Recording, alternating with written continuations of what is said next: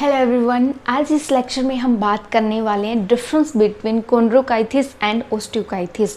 ये एग्ज़ाम के point of view से बहुत ज़्यादा इंपॉर्टेंट टॉपिक है, इसलिए मैंने इसको लिया है क्योंकि बहुत बार मैंने देखा है नीट प्लस एस्टेट ड्रीट प्लस बी में इसके करैक्टरिस्टिक्स फीचर से क्वेश्चन जो है वो बहुत ज़्यादा बन रहे हैं। सो आपको बेसिक डिफरेंस पता होना चाहिए। कॉन्ड्रोकाइटिस के अंदर हम स्टडी करते हैं कार्टिलाजिनस फिशेस की और ओस्टियोकाइटिस के अंदर हम स्टडी करते हैं बोनी फिशेस की। ओस्टियो का मतलब ही होता है बोन, हड्डी, जिसमें हड्डियां पाई जाती हैं, और इसमें जस्ट एक कार्टिलेज होता है। कार्टिलेज आपको पता है बोन से जो है वो इतना मजबूत नहीं होता, ठीक है। अगर आप सिंपल टर्म में समझना चाहे तो कार्टिलेज जो है वो थोड़ी इलास्टिसिटी शो करता है, लेकिन ये बहुत ज़्यादा स्ट्रॉन्ग होता है।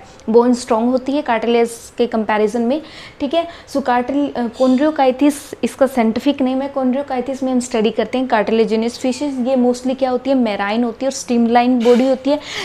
ये मैराइन प्लस फ्रेश वाटर दोनों ही होती हैं और स्ट्रीमलाइन बॉडी होती है इसका। ये फर्स्ट बेसिक डिफरेंस आपको पता होना चाहिए। सेकेंड, ये क्या होती है, कोल्ड ब्लडेड होती है, जिसे हम बायोक्लियोथर्मिक कॉल करते हैं। दोनों ही कोल्ड ब्लडेड होती है। कोल्ड ब्लडेड एनिमल्स या ऑर्गेनिज्म उनको कहते हैं जो अपने बॉडी टेम्परेचर को कांस्टेंट नहीं कर पाते। जैसे कि हम लोग क्या है, वार्म ब्लडेड है। हमारे बॉडी का टेम्परेचर जैसे कि आपको पता है 37 है, तो वो कांस्टेंट ही रहता है। लेकिन जो एनिमल्स है, जो लोअर ऑर्गेनिजम्स हैं, जो फिशेस है, जो वाटर में रहते हैं, ठीक है, वो अपने बॉडी टेम्परेचर को कांस्टेंट नहीं रख पाते, इसलिए हम उनको कोल्ड ब्लडेड एनिमल्स कॉल करते हैं। या सेकंड साइंटिफिक टर्म दी हुई है बायोक्लियोथर्मिक एनिमल्स। क्लियर है यहाँ तक?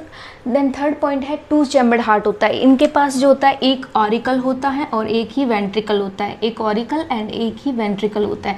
टू चैम्बर्ड इनका हार्ट होता है। फिशेज का हार्ट कैसा होता है, two chambered, one auricle and one ventricle.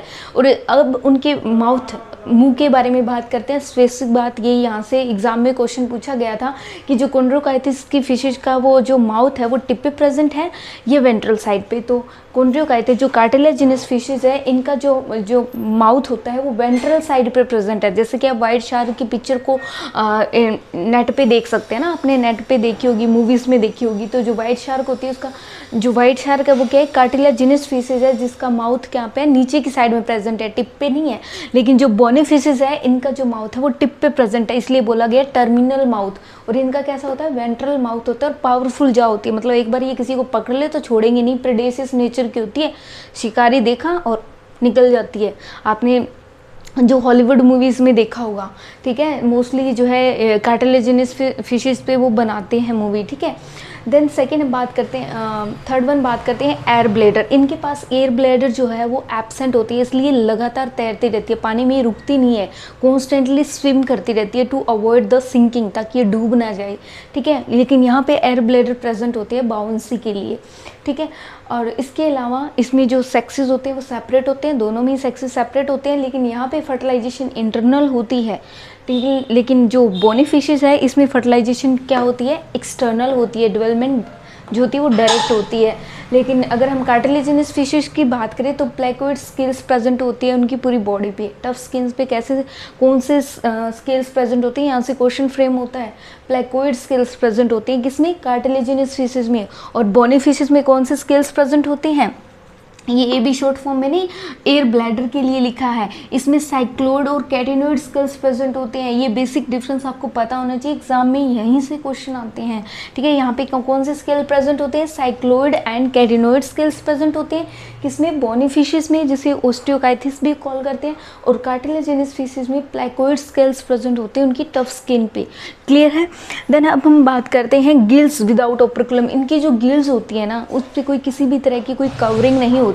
लेकिन बोनी फिशेस के अंदर जो गिल्स होती है ना, उनके ऊपर क्या होती है, कवरिंग होती है, और 4 पेयर्स की गिल्स प्रेजेंट होती है यहाँ पे।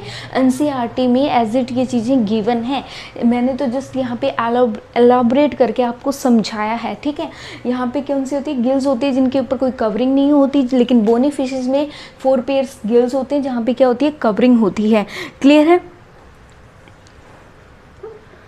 और दूसरी बात मैंने यहाँ पे क्या बताई, दोनों में सेक्सेस सेपरेट होते हैं, अलग अलग होती है, मेल और फीमेल। इसमें फर्टिलाइजेशन इंटरनल होती है कार्टिलेजिनस फिशेस में, बोनी फिशेस में फर्टिलाइजेशन एक्सटर्नल होती है, डेवलपमेंट जो होती है वो डायरेक्ट होती है। ठीक है, इसके अलावा अब हम इनके एग्जाम्पल देख लेते हैं। और इसलिए मेनली ये वीवी पैरस होती है, इंटरनल फर्टिलाइजेशन तो डेफिनेटली अपने बच्चों को जन्म देती है, ये एग रिलीज करती है, ओवी पैरस होती है ना। ठीक है, इसके एग्जाम्पल है स्कोलिडोन डॉग फिश, कार्टिलेजिनस फिश होती है डॉग फिश। इनके एग्जाम्पल आपको बहुत ही ज़्यादा इंपॉर्टेंट है, एग्जाम के पॉइंट ऑफ व्यू से याद होने ही चाहिए, यू शुड रिमेंबर दैट। ठीक है, स्कोलिडोन फिश है, डॉग फिश है, पेरिस्टिसिस है, शार्कफिश है, ग्रेट वाइट शार्क फिश है। ठीक है, टेरिगोन है, टॉर्पिडो जिसमें इलेक्ट्रिक ऑर्गन प्रेजेंट होता है। टेरिगोन बहुत ही खतरनाक जहरीली ये फिश होती है। ठीक है, मतलब इसकी स्टिंग में बहुत ही ज़्यादा क्या होता है, जहर पाया जाता है। मतलब वैसे ये प्रेडिशियस नेचर की होती है, मतलब ये शिकार करती है, ख़त्म कर देती है। ये फ्रेश वाटर नहीं होती, इनको कोई पालता नहीं अपने घर में, ये समुद्र में खारे पानी में पाई जाती है। ठीक है, कौन सी कार्टिलेजिनस फिशेज, जिसका साइंटिफिक नेम है कोन्ड्रियोकाइथिस फिशेज। क्लियर है, और इनकी एग्जाम्पल आपको लर्न होनी चाहिए। कौन कौन से हैं, डॉग फिश, एक बार मेरे साथ फिर से बोलेंगे, डॉग फिश होगी। दूसरी हमारी कौन सी है, वाइट शार्क भी इसी के अंदर आती है, किसमें, कार्टिलेजिनस पे। ठीक है, इसके अलावा पेरिस्टिसिस शार्कफिश भी इसी में आती है। टेरिगोन है जिसमें इलेक्ट्रिक ऑर्गन प्रेजेंट होते हैं, जो इलेक्ट्रिक मतलब एक वाइब्रेशन को जो है वो क्या करती है, बहुत ही मतलब बिजली की तरह इतनी फास्ट चलती है कि ऐसे लगता है जैसे करंट पैदा हो गया हो। ठीक है, और टेरिगोन जो होती है स्टिंगरे पाया जाता है, बहुत ही जहरीला, ये मतलब जहरीली ये फिश होती है।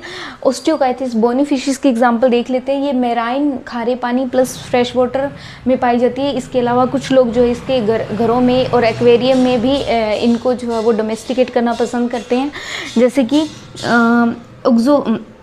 एक्सोकोइटस फिश जो फ्लाइंग फिश होती है, जो उड़ने वाली फिशेस होती है, वो बोनी फिशेस के अंदर हम स्टडी करते हैं।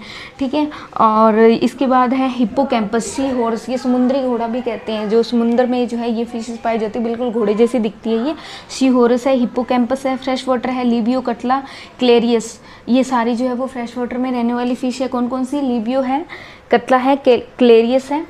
इसको याद ऐसे भी रख सकते हो, LCC। ठीक है, LCC से भी इस कोड से याद रख सकते हैं। और एक्वेरियम में बीटा फिश होती है, जो फाइटिंग फिश होती है, एक्वेरियम में मोस्टली लोग जो है इसे रखते हैं। ठीक है, एक है टीरोफाइलम, ये एंजल फिश होती है, ये बहुत सुंदर फिश होती है, आप देख भी सकते हैं नेट पे।